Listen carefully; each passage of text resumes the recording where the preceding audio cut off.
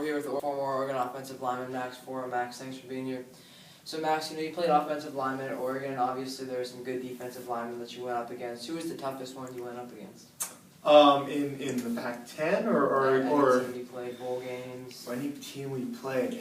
I'd have to say one of the toughest defensive linemen I went against was Matt Towina, who I practiced again as a freshman and redshirt freshman, and he ended up playing in the NFL for 4 to 5 years. But he was one of the strongest guys I've ever played against.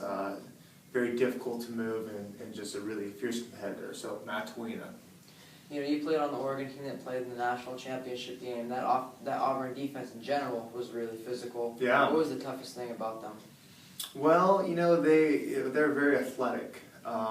I think everyone talks about the SEC, but the SEC is legit. They are big, they're strong, and they're athletic. And so I think we weren't surprised by anything. But the surprising part, if there was a surprising part, was their athleticism. So.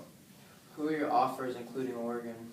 Oh, my offers. Well, I did a lot of D1 AA, and so Davis or Cal Poly, but really Oregon was where I wanted to go. Usually the coach has something to do with it. Did Coach Greatwood influence your decision to come to Oregon at all?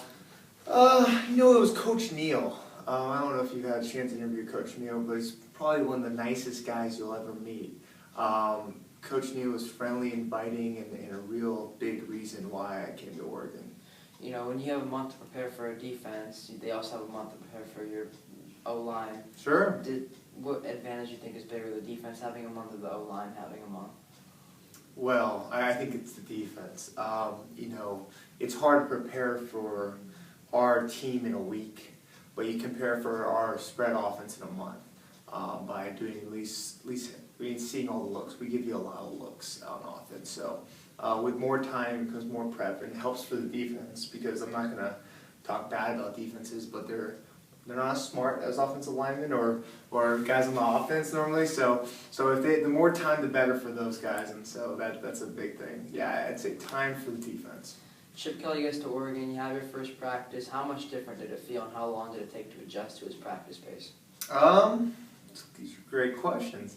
It took a little while. We weren't as fast as we were. So how fast we played now in 2013 is not how fast we played in 2009.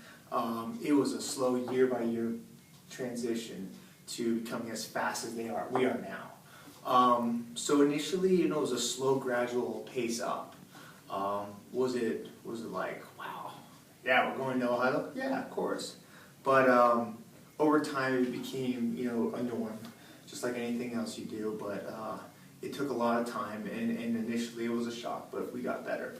Carson York said that you had to go through a quarterback competition in 2010 with Darren and Nate. Yeah. And it was kind of tough, he said, because he never knew who was going to be the guy. Did you find it difficult? Sure. My roommate is Nate. Was Nate in college, and I'm a good friend of Nate's, and so you have those issues where you're saying, do you have your allegiance to Nate or Darren? Really, for us, it wasn't like that. It's just do your job. Coaches will make those decisions, and you hope they made the right decision. And I can't say what was right, what was wrong, but it all worked out. We got the national championship. So. Well, offensive linemen, you have to do a lot of blocking downfield, and it's difficult when you have a fast running back like Michael James and Kenyon Barner. Was it ever a challenge to have to get downfield and block out an outside linebacker when LaMichael was running around outside? Well, it depends. If you can, normally what we did was we were in between 10 yards. So if you got past 10 yards, something might have been wrong, unless the play you played was designed for it. But basically, all you did was try to put your body in between you and the defender, so that LaMichael can decide, oh, here's Max running, he's trying to block this guy. I can go right or left off his block. So was it difficult? I'm not trying to catch LaMichael. No one's going to catch LaMichael. But it had to do with just you don't normally are out in space with those running backs, but you can never run those guys down. Come on, they're too fast, right? Yeah. Could you run them down? No. No. Okay. Well, the last 2 years, the late season loss for Oregon has just meant no national championship, but they still go to a BCS game. In 2009, a late season loss would have meant back to the Holiday Bowl. Did that, you're playing against Arizona on the road and they're already on the field celebrating. What's going through your mind? It's pretty freaky. It gives me goosebumps, just thinking about it. I still fondly remember those fans on the field, chanting, screaming. I mean, for Arizona and the Stoops brothers at the time, that was a huge game. I can't even put in words what it felt when we won. I think some fans don't even understand that when we won and we ran out on the field and just joy, that all the fans from Arizona started throwing glass bottles on the field. And you would look up and you'd see all these glass bottles all around you just being tossed by all these fans who were so pissed off. It was a great feeling. We never thought about losing. You can't think like that. But what a win it was. And it was really a huge win for the Oregon program. Well, you guys started coming back in that game and Ed Dixon scored a touchdown. Were you on the field on the extra point when the I wasn't, snap was almost botched? but that's my roommate Nate. So we enjoyed that. He had a Facebook group, and Nate's magical hands, and Jeff Palmer, the long snapper at that time, has never forgot that Nate did that. I mean, think about it. If Nate doesn't fix that snap, who's to blame? It's the short snapper, Jeff Palmer. So he was pretty thankful that Nate saved him on that one. Did anybody notice the snap was I on did. the turf? I did, yeah. Well, I did. It's something you, as a center, you see stuff like that. The coaches saw it, but you just try to play. It's within seconds. So did you process it? You can't process how big it was, but you can process it happened, and it's time to move on. So you go from being down 10 in Arizona to 4th and 1 against Oregon State, and Jeremiah Masoli's rolling out. If he doesn't get that first down and you guys lose that game, will the Arizona comeback did you no good? How good did it feel when Jeremiah ran over the Oregon State player and you guys were in the Rose Bowl again? It was I'm from Los Angeles originally, and for the Los Angeles kids, the Rose Bowl is the Super Bowl.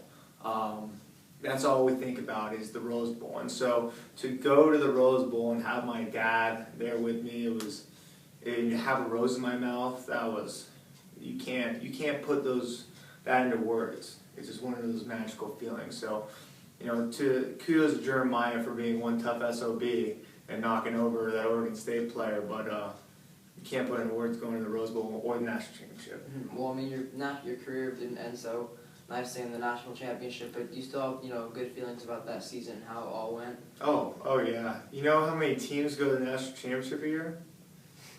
That's 2 teams go to the national championship a year. Very rarely can you ever go undefeated in any type of sport. I mean, baseball will never go undefeated. Basketball will never go undefeated. I mean, hockey will never go undefeated. You can go down the list of sports and you'll never go undefeated. And we went undefeated for a regular season.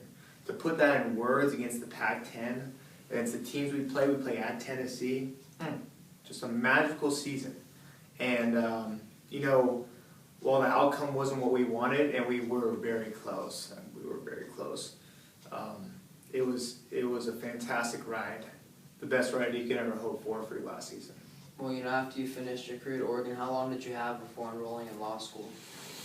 I had a year off. I decided to go gold mining in Alaska. I was filming on a TV show called The Gold Fathers, which aired on National Geographic. I was an amateur gold miner. I wouldn't advise that at home, guys, for those watching. I guess I did get gold, obviously not enough to not go to law school. And so then I went back down to LA, and for law school, you study for the LSAT. So I studied for the LSAT and got into Oregon, and I said, this is my home, this is where I need to go. Is there a career you envision after law school, or are you just going year by year?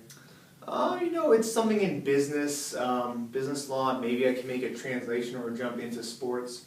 Sports is a very difficult arena to be in professionally, but if there's an opportunity for me to be there, that'd be great. You know, you never were on the field at the same time as Hronis Garcia was, but you've seen him play, I'm sure, in games.